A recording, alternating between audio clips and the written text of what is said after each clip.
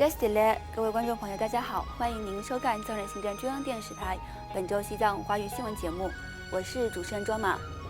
本期的主要新闻有：达赖喇嘛尊者将为西金邦民众传授佛子行37颂；达赖喇嘛尊者会见欧洲议会前主席汉斯格特·波克林博士；澳洲议会前主席汉斯格林伯格特博士访问西藏人民议会。藏人自愿游说项目澳洲策略及宣传培训会议在坎培拉召开。印度阿鲁纳尔恰尔邦首席部长白马堪卓访问孟哥德藏人社区。司政边巴次人对加美法澳展开一系列访问行程。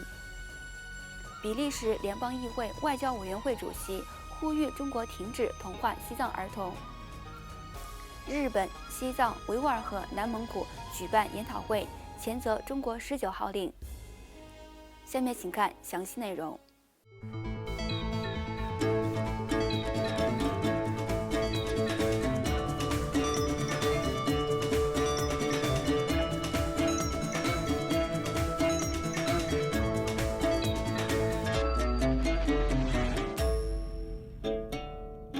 因西金邦政府的提醒，西藏精神领袖第14世达赖喇嘛尊者将于12月12号在印度西金邦帕拉哲体育场向各国信众传授为期1天的吴祝贤大师所著的《佛子行37颂》。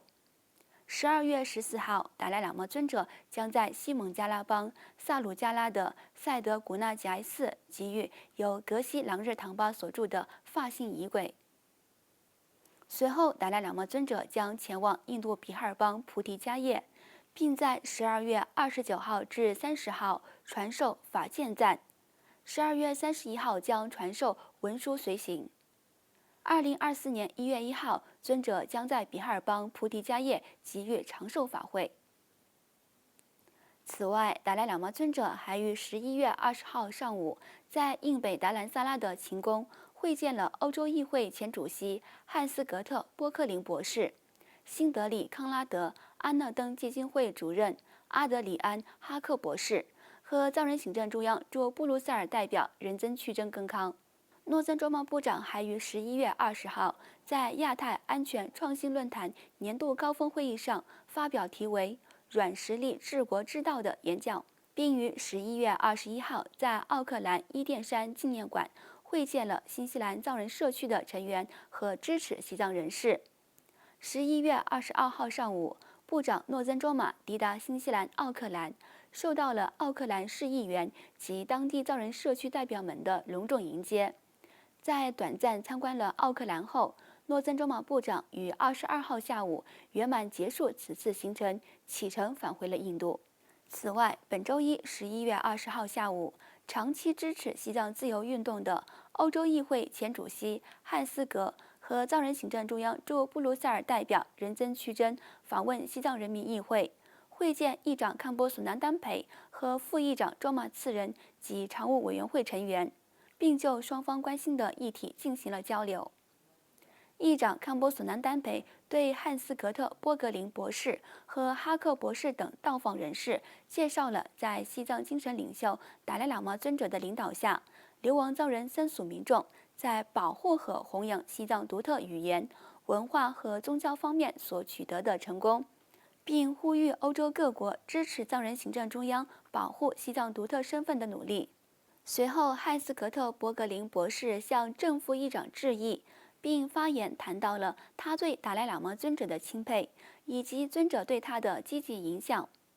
他强调，他将尽最大的努力提高人们对西藏正在发生的文化种族灭绝的认识。与此同时，由藏人行政中央外交与新闻部和驻澳洲办事处共同主办的藏人自愿游说项目澳洲策略及宣传培训，于当地时间11月17号在坎佩拉的澳大利亚国家新闻俱乐部开幕。来自澳大利亚国内外的专家学者和人权活动人士聚集在一起，就澳大利亚的西藏宣传事业进行讨论并制定战略。藏人行政中央外交与新闻部部长诺森卓玛和澳洲国会跨党派支持西藏小组联合主席珍妮特·赖斯参议员作为主要嘉宾出席了会议。部长诺增庄马在致辞时强调了藏人青年积极参与和推动西藏自由运动的重要性。在此次为期2天的会议及宣传培训中，与会人士们共同选出了地区协调员，并制定了多项行动计划，以推动和维持各地区的藏人游说和西藏宣传工作。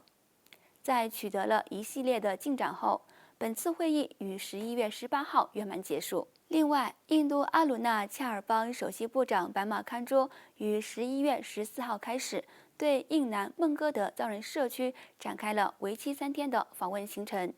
期间参观了当地的寺院及相关机构。11月15号第2天，首席部长白马堪卓出席了在甘丹北顶寺举行的第10世拉迦仁波切坐床大典。来自拉达克和拉汪地区的信众以及数百名当地藏人民众参加了这一仪式。11月16号，首席部长白马堪卓会见了约26个藏人团体的代表，强调了维护和发扬藏传佛教的必要性。鉴于当地寺院中有众多来自阿鲁纳尔恰尔邦的僧人，部长白马堪卓谈到了加强门巴族与藏人之间的和谐关系，并承诺将为流亡藏人提供所需的一切支持和援助。另外，藏人行政中央司政边巴次仁于上周抵达加拿大，展开了访问。司政在抵达加拿大后，受邀参加了在加拿大举办的第15届哈利法克斯国际安全论坛，同时会见加拿大国会支持西藏小组的议员们，寻求他们促使加拿大政府效仿美国出台支持西藏法案。11月22号，司政在加拿大渥太华会见了加拿大议会支持西藏小组副主席加内特·吉努斯议员，双方讨论了加强加拿大对西藏的支持力度等议题。11月22号上午，司政边巴次仁与加拿大司法部长兼总检察长阿里夫·维拉尼和加拿大国会议员出席了在渥太华国会山举行的加拿大国会支持西藏小组举办的招待会。下午，司政拜会了加拿大魁人党政团的领导人伊夫·弗朗索瓦·布莱切特、议员亚历克西斯·杜塞佩和议员朱利维尼拉尔·布尔德，讨论了加拿大对西藏的政治和人权问题的支持。11月23号，司政边巴次仁在渥太华会见了加拿大众议院议长格雷格·佛格斯先生，并进行了互动交流。结束了对加拿大的各项行程后，接下来司政将继续对美国与西班牙、奥地利、法国展开访问行程。同样，比利时联邦议会外交事务委员会主席范沃夫女士于11月20号在世界儿童日之际，公开谴责中国政府将100多万藏人儿童强行与家人分离，送入寄宿制学校接受同化教育，并强调这一消除西藏语言、文化、宗教和身份的政策是不可接受的蛮横政策。范霍夫女士还呼吁中共当局停止在寄宿学校中对藏人儿童进行威胁。她还敦促中国政府停止镇压及同化主义政策，并遵守国际法所规定的相关义务。请看今天的最后一则消息。总部位于东京的日本拯救西藏网络和日本西藏之家于11月19号在东京新宿历史博物馆举办了中国政府为限制宗教自由而颁布的第19号令相关的研讨会。日本国会议员三枝红美、南蒙古和中国历史学家红贤纯子博士、日本支持西藏团体超级僧家协会法师小林秀儒、南蒙古代表大会秘书长格林卢德·阿尔查、日本维吾尔协会萨鲁提·穆罕默德、藏人行政中央驻日本办事处代表次汪加布·阿若亚博士等出席了研讨会。与会人士均强调，中国政府颁布的宗教法令是实现对中国及其占领区宗教活动的全面控制，以及对包括藏人儿童在内的中国境内的青少年强迫和灌输共产主义意识形态和虚传虚假爱国主义教育的政策，指出这种宗教秩序是独裁政权剥夺人民思考和对实践宗教自由的严重打击。观众朋友，以上就是今天节目的全部内容。欲了解更多有关西藏境内外的讯息，请登录屏幕下方的网址。感谢您的收看，我们下期节目再会。